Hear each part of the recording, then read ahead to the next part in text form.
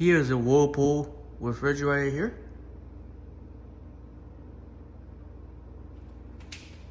As you can see, it's this one here.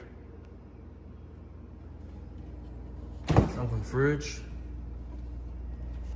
Of course, it's always full like any other fridge around the world.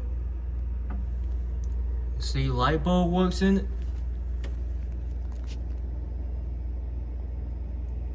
Zoom in on that.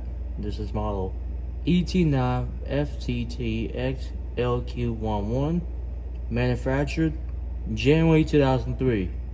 So this thing is already 22 years old. Anyways, there's that. Here's the freezer. Brings down a freezer as well. This ice maker is good. You always want to depend on those. But anyways, that's pretty much about it for this Whirlpool refrigerator.